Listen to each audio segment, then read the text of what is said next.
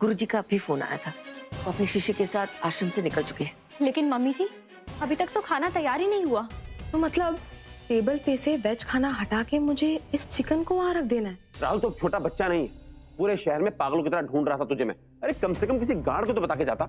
बस कर राज, मुंडा आ गया ना कर, अब वापिस भगाएगा उसे तू?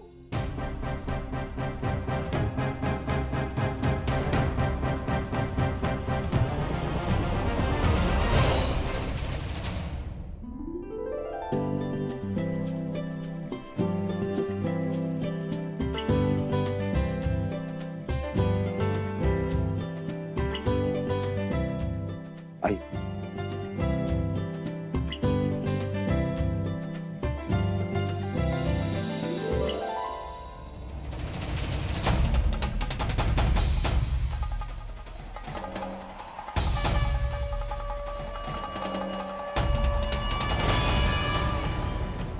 क्या हो गुरुदेव, आप लोग क्यों गए?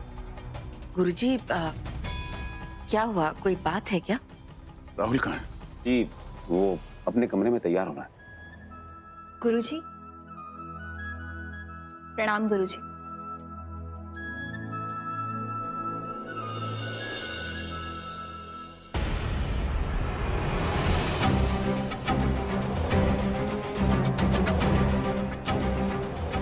ये हमारी बहू मानवी, राहुल की पत्नी।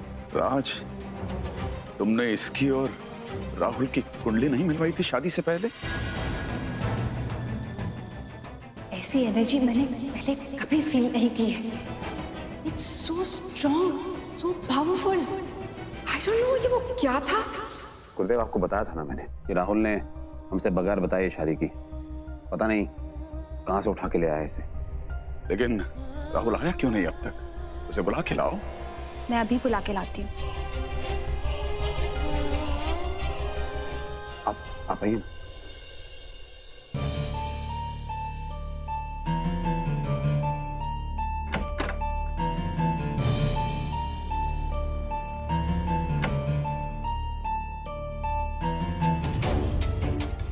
ये गंदी बदबू कहां से आ रही है?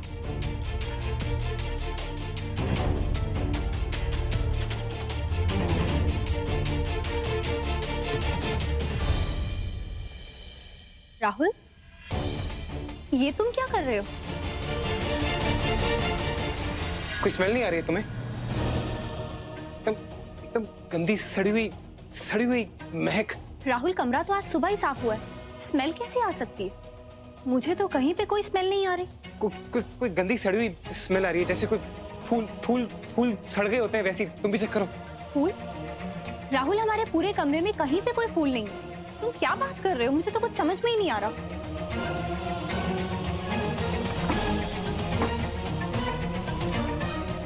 हाँ, आपने साइड वाला चेक करो। राहुल, तुम खुद देख लो, हमारे कमरे में कहीं कोई फूल नहीं है। क्या हुआ है तुम्हें? नीचे गुरुजी हमारा वेट कर रहे हैं, चले? मेरा सर फट रहा है। चेक करो ना, उसमें क्या फर्क पड़ जाएगा? एक बार चेक कर लोगी तो। पता नहीं तुम्हें क्या हुआ। चेक करो उसके अंदर, चेक करो।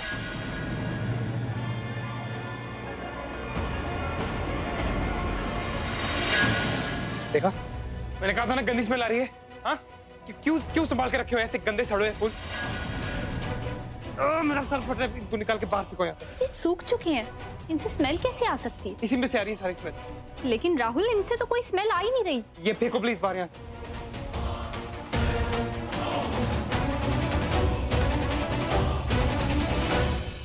बस, तुम्हारी नाक बहुत तेज हो गई है। अब हो गई ना तसल्ली तुम्हें? अब चले, नीचे पूजा के लिए लेट हो रहे हैं हम लोग। और हाँ राहुल, हमें आज रात को नीरू से भी मिलने जाना है। हाँ, याद है मुझे। मैं सुबह से फोन लगा रही हूँ उसे। पहले तो वो फोन नहीं उठा रही थी, लेकिन अब तो उसका फोन स्विच ऑफ जा रहा है। ऐसे बार बार फोन करोगी तो पागल नहीं हो जाएगी वो? हाँ, और तुम पागल हो क्या? किसी को बार बार ऐसे कंटिन्यूअसली फोन करते हैं? दिमाग खराब है तुम्हारा? सीधा शाम को जाके मिल लेंगे ना उससे। इतनी कौन सी इमरजेंसी है तुम्हारे को? दोबारा फोन मत करना उसको, ओके? ये राहुल को क्या हो गया है? ऐसे क्यों बात कर रहा है?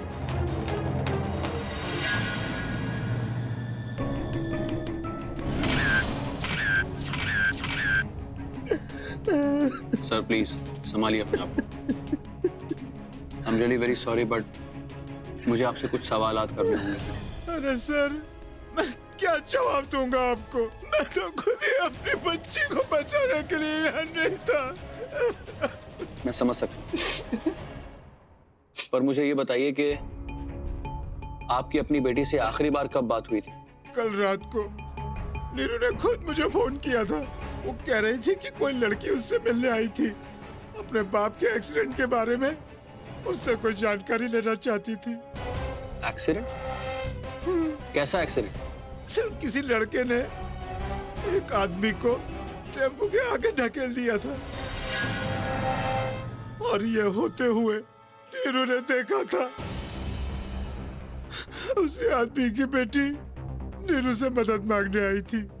मतलब ये एक्सीडेंट नहीं बल्कि अटेम्प्ट टू मर्डर की चश्मदीद गवाह थी नीरू। तो फिर नीरू ने कुछ बताया उस लड़की को? उसने मुझसे कहा था कि फिलहाल के लिए उसने उस लड़की को टाल दिया है। मैंने भी कहा ठीक है बेटा, मैं आऊंगा तो देखेंगे, सोचेंगे क्या करना है। और जब वापस लौटा तो ये सब। संभालिए अपने आप, संभालिए प्लीज। हमें फिलहाल बॉडी को पोस्टमार्टम के लिए भेजना होगा। पर एक बात तो साफ है कि खूनी कोई लंबा चौड़ा आदमी 9 नंबर के पैरों के निशान है। आपको किसी पर शक है? नहीं इंस्पेक्टर, मेरी बेटी की कोई दुश्मनी नहीं थी किसी से।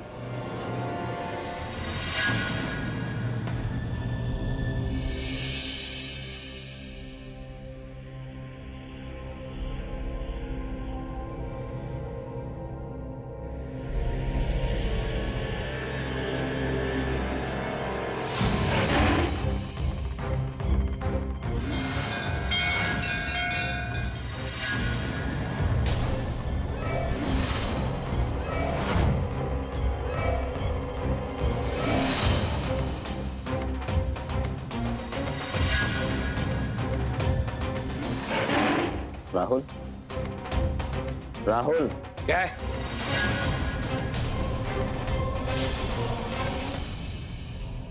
सॉरी डैड, आप कुछ कह रहे थे? यहाँ पे आओ, आके गुरुजी का आशीर्वाद लो।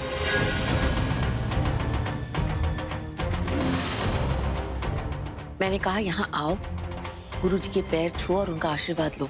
क्यों? राहुल, जितना कहा जाए उतना करो। मूड नहीं।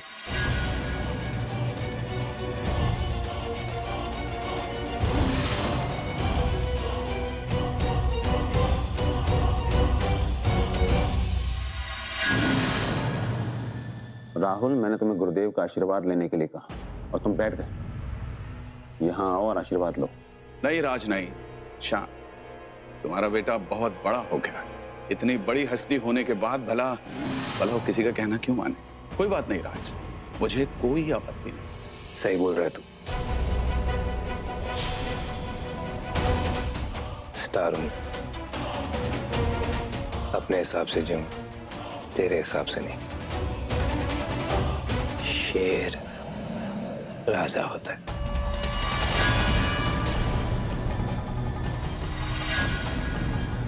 वो सिर्फ अपनी सुनता है।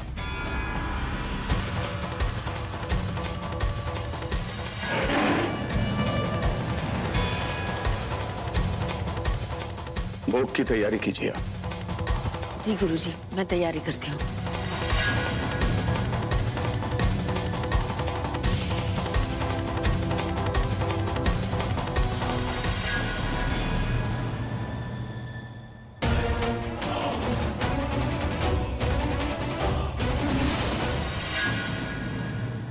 तमाशा शुरू किया जाए। ऑफ कोर्स समंती, तमाशा तो ऑलरेडी शुरू हो ही चुका है। बस बॉम्ब फटने का वेट कर रही हूँ मैं भी। और मानवी की बेइज्जती का सिनेरियो हम फर्स्ट रो में बैठ के देखेंगे। आई विश हमारे हाथ में पॉपकॉर्न्स भी होते।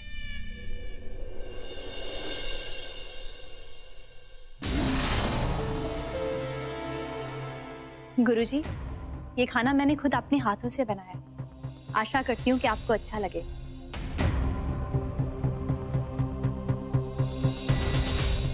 रुक जाइए।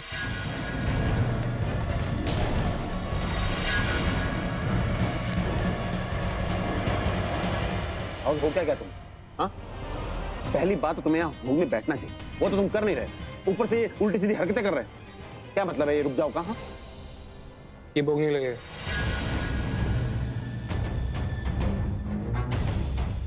परंतु क्यों नहीं लगेगा? क्योंकि गुरुजी ये खाना दूषित है।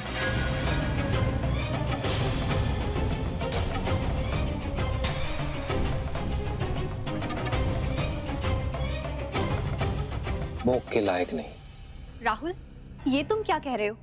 ये खाना मैंने खुद अपने हाथों से बनाया है, ये दूषित कैसे हो सकता है? पूछ नहीं रहा हूँ, बता रहा हूँ। और जितना काम होता है उतना ही किया करो। ये क्या बदतमीजी है?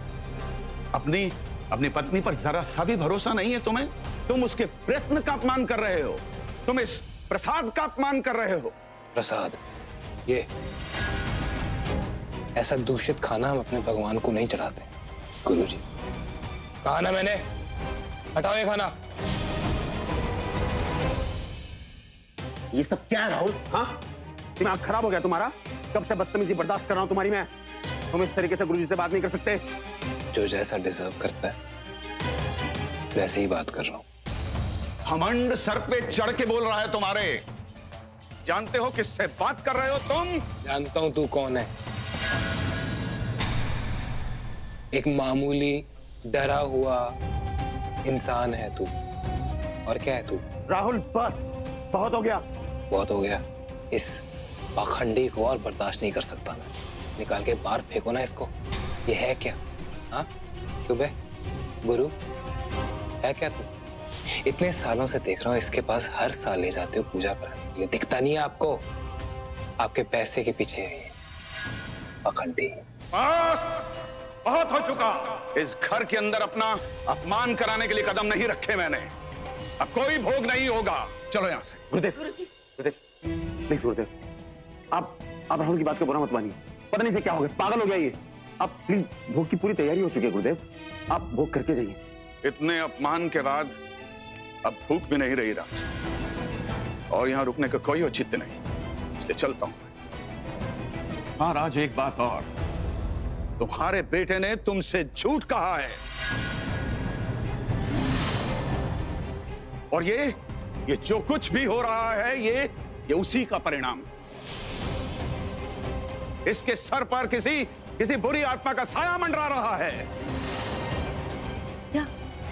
क्या मतलब है आपका? इसने कोई पूजा नहीं की।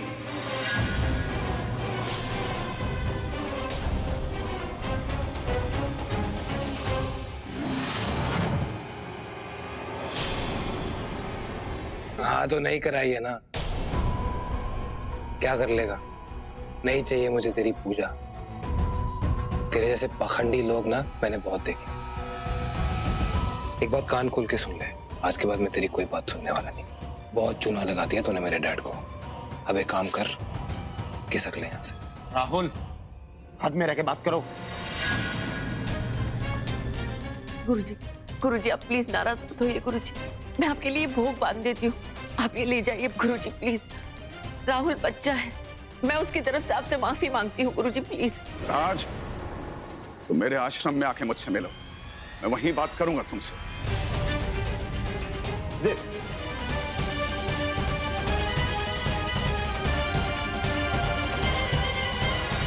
तुमने आज ठीक नहीं किया राहुल। तुमने उस आदमी की बेइज्जती की जिसकी हम सबसे ज्यादा इज्जत करते हैं। तुमने अपने माँ बाप से झूठ कहा कि तुम पूजा करके आए हो। मैंने अपने बेटे पर हमेशा विश्वास किया, तुमने मेरे विश्वास को तोड़ दिया। क्या हो गया मेरे राहुल को? कहां चला गया वो राहुल? मुझे नहीं लगता कि मैंने कुछ गलत किया है। मुझे तो ये आदमी शुरू से ही पाखंडी लगता था, एक नंबर का फ्रॉड। आपको एक सलाह देता हूँ, इससे जितना दूर रहेंगे उतना अच्छा रहेगा आपके लिए। और दूसरी बात, भोग को रोक के मैंने कोई गलती नहीं की है। ये खाना दूषित है। नहीं राहुल, ये खाना बिल्कुल पवित्र है, मैंने खुद बनाया है इसे। जिस चीज के बारे में कोई जानकारी नहीं होती है उसके बीच में मत पड़ा करो, समझ में नहीं आता। तुम राहुल कैसे बात कर रहे हो तुम मानवी के साथ? उस कैसरोल को शंकर भगवान के सामने भोग चढ़ाने वाली थी ना तुम। इससे बड़ी गलती और क्या सकती है? खोल। खोलो ना।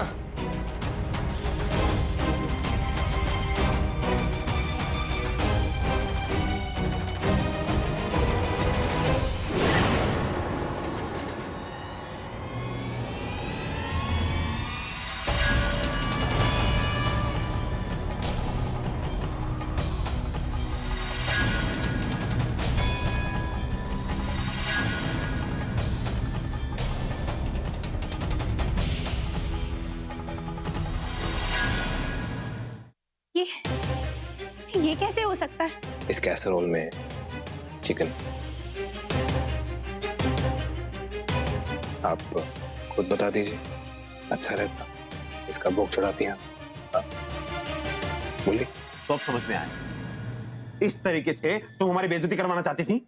नहीं पापा, मुझे इस बारे में कुछ नहीं पता, मैंने कुछ नहीं किया। बस राज, ये बिल्कुल सही कह रही। मैं खुद थी इसके साथ जब ये खाना बना रही थी। आज नॉनवेज घर में बिल्कुल नहीं आया। तो फिर ये मॉम सही बोल रही। ये चिकन इस घर का नहीं है।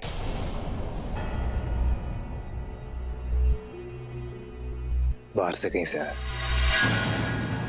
और इस चिकन में मानवी का हाथ नहीं लगा है। तो उसे डालना बंद कीजिए डैड। वो क्या है ना कि मैं सूंघ के बता देता हूँ किस खाने पे किसका हाथ लगा होता है।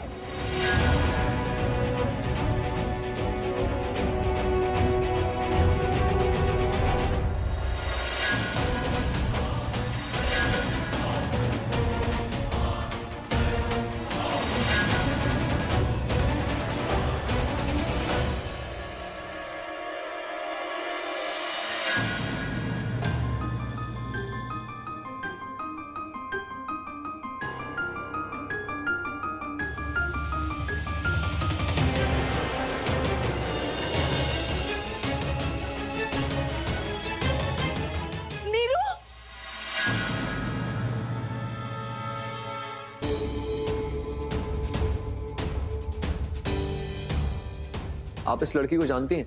हाँ, वो मैं इस लड़की को यही अस्पताल में मिली थी। वो मेरे पति यहाँ कोमा में एडमिट है, तो उसने कहा था कि वो उस लड़के को पहचानती है जिसने मेरे पति को टेम्पो के सामने धकेला था।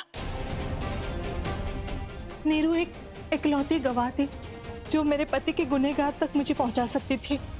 आज वो उस लड़के की पहचान मुझे बताने वाली थी।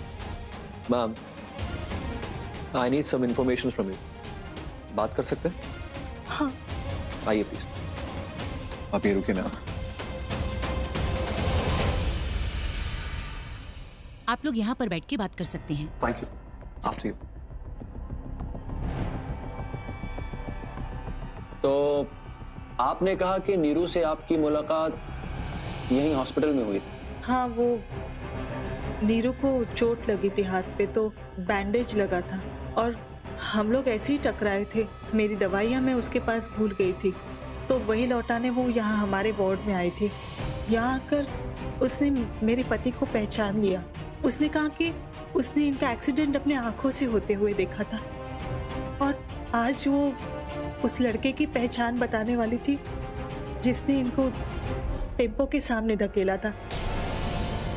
ऐसे नीरू को अचानक क्या हो गया? उसका खून हुआ। क्या?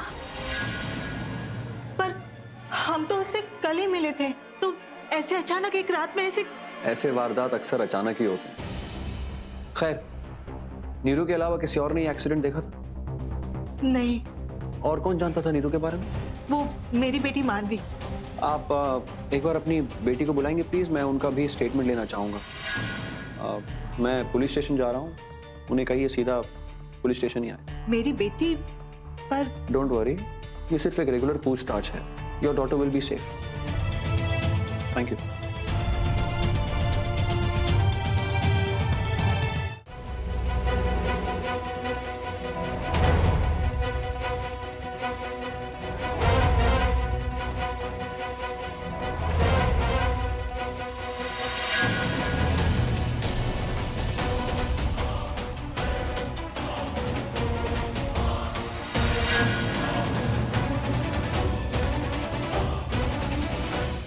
कहाँ जा रही हो बंटी? खाना नहीं खा के जाओगे? राहुल वो घर पे काम है थोड़ा, तो मैं आज यहाँ जो कुछ भी हो वो नहीं होना चाहिए था। राहुल, ये तुम क्या कह रहे हो? मैं कुछ नहीं जानती इस बारे में। चिकन नहीं होना चाहिए था। मैं बस यही कह रहा था कि जो कुछ भी हुआ वो नहीं होना चाहिए था। चिकन नहीं होना चाहिए था।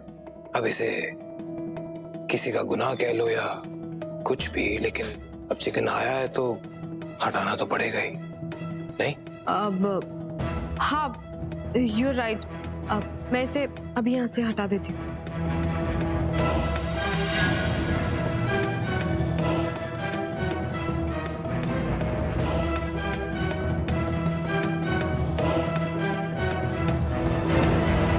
और राहुल, जो गलती तुमने की उसका क्या? उसका प्रायश्चित कौन करेगा? क्या हो गया तुम्हें? मैंने आज तक तुम्हें इस तरीके से बदतमीजी करते हुए कभी नहीं देखा। तुम्हारे इस गलती का प्रायश्चित अब मुझे करना पड़ेगा। गुरुजी से जाकर माफी मुझे मांगनी पड़ेगी और मैं उम्मीद करता हूँ कि वो तुझे माफ कर दे। किसी को कहीं जाने की जरूरत नहीं है। समझ में नहीं आ रहा आप लोगों को? हाँ, किसी को कोई माफी मांगने की जरूरत नहीं है। उन्होंने समझाओ अपने बेटे को, कुछ अकल दो इसे। मैं जा रहा हूँ गुरुजी से मिलने के लिए, शायद तुम्हारे समझाने से इसकी समझ में कुछ आ जाए।